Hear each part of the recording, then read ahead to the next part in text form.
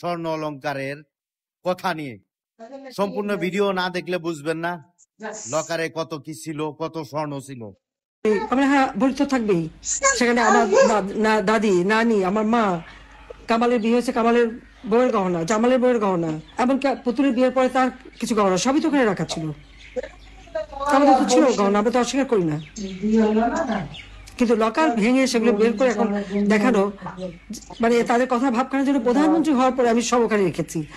আমি চ্যালেঞ্জ দিচ্ছি যে প্রধানমন্ত্রী হওয়ার পরে কবে আমি অগ্রণী ব্যাংকে যে লকার খুলে এসেছি আর জিনিস রেখে এসেছি, সেই লগবুক বের করা হোক, দেখা হোক। আমার তো মনে পড়ে না যে আমি 96 সালে প্রধানমন্ত্রী হয়েছে প্রথম।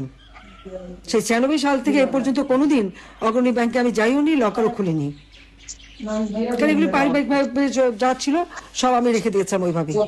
আবার 2টা লকার ওখানে রাখা আছে।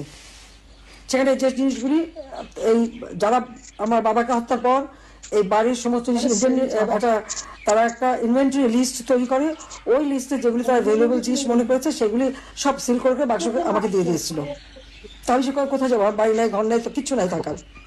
আমি লকার ভাড়া নিই, সেই লকারে যে সবকিছু ওইভাবে রেখে আসি। তারা আমাদের ঘর বাড়ি যা ছিল সব লুটপাট করে নিয়েছে। 32 নম্বর বাড়িতে আমরা জনগণকে দান করে দিয়েছিলাম। সেটা প্রথমে আগুন দিল, তারপরে লুট করে ভাঙলো বুলডোজার দিয়ে। অজয় সাহেবের একটা বাসা সুধা সদন, সেটাও লুট করলো। সেখানে আমাদের, হ্যাঁ, সেখানে আমার অনেক গহনাগাটি ছিল, আমাদের সবারই ছিল। সেগুলো লুটপাট, কাগজপত্র যা কিছু ছিল সব শেষ। তারপরে আগুনও দিল। গণভবন সব তো আমরা সব ফেলে দিয়েই তো চলে এসেছি। তো সেই গহনাঘাটিগুলি দেখায় না কেন? সেগুলি কার পকেটে গেল? শুনছিলাম যে ইনু সাহেবের বড় মেয়ে নাকি এসেছিল, অনেক নাকি হীরার গহনা নিয়ে গেছে। তাহলে কি এগুলি আমাদেরগুলি নিয়ে গেল নাকি? ইনুস তো নিজেও ঢুকেছিল ওই বাড়িতে সবাই মিলে, সেটা আমার প্রশ্ন। কিন্তু একটা লকার ভাঙতে গেলে, যে এখানে আমি এখনো জীবিত, চাবি আমার কাছে, পারমিশন ছাড়া এই লকারটা ভাঙে কিভাবে? আমাদের পারিবারিক একটা ঐতিহ্য আছে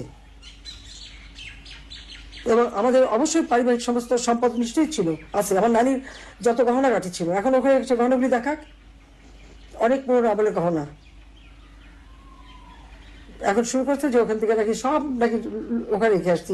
সেখানে আমি সব দেশবাসীকে আপনাদের মাঝেই বলতে চাই যে লাস্ট কবে গেছে আমি লকার খুলেছি আর কবে কি রেখেছি। ব্যাংকে কিন্তু ওগুলো হিসাব থাকে, সেটি দেখে যেন কথা বলে।